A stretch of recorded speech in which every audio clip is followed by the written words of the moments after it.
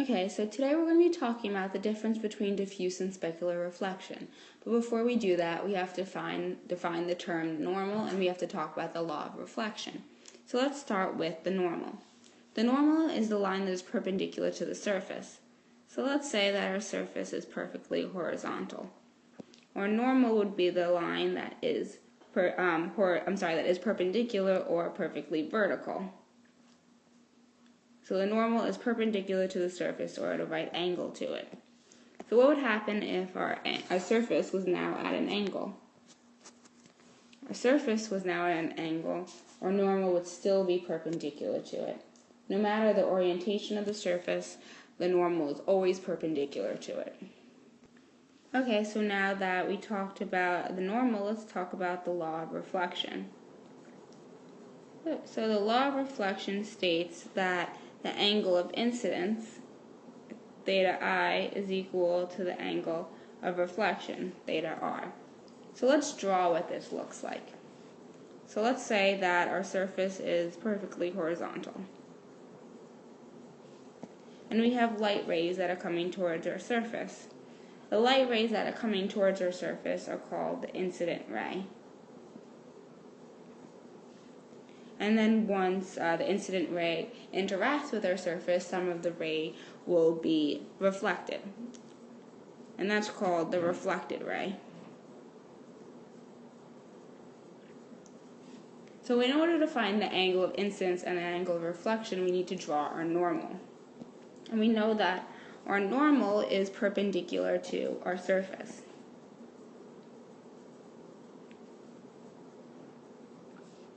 So in order to find the angle of incidence, we measure the angle between the normal and the incident ray. That's theta I.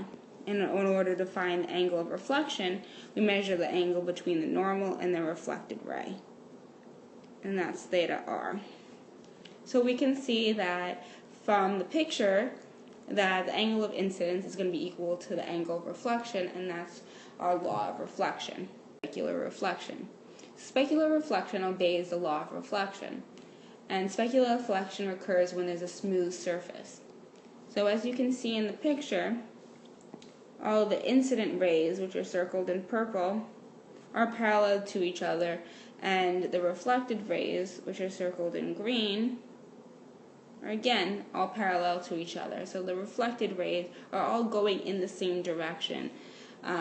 And it'll be very bright wherever that area that all those rays are going towards. Specular reflection is seen on wet asphalt or wet pavement, and it's also seen on like glossy surfaces. So specular reflection can be very dangerous, for instance, when you're driving on wet pavement.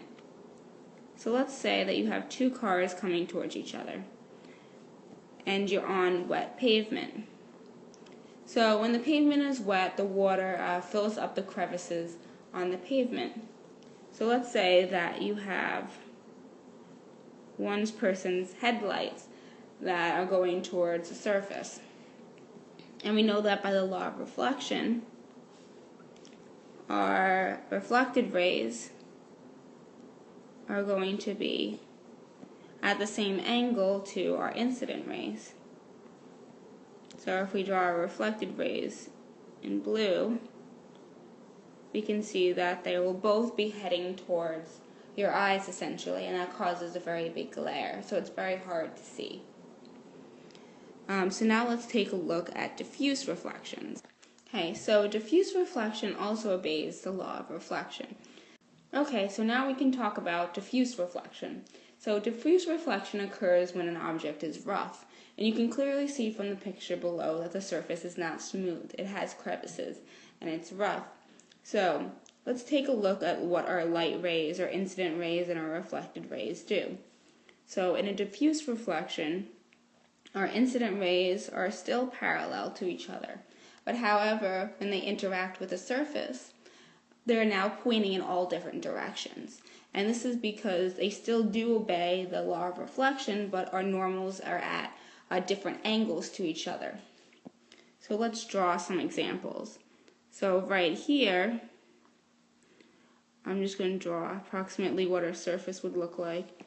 And our normal would look something like that. So you can see that the ray, this reflected ray, is about the same angle as the incident ray. So it would be reflected almost backwards. However, if we take a look at the next ray, our surface is now perfectly horizontal, so our normal is going to be perpendicular. So the angle, or the reflected ray, is now going to be shown in a completely different direction. And you can continue to do this for all the different rays, and you see that depending on where it hits on the surface, you'll have to draw your normal to the surface, and you'll see that the reflected rays, they interlap with each other, they move in all different directions.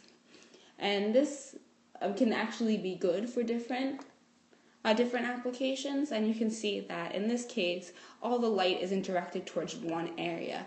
It's spread out in all these different places, so it'll illuminate a larger amount of space, as opposed to specular reflections, which points all the light in the same direction. So this is pretty much what diffuse and specular reflection is, so be sure to fill out the guided notes in accordance with it.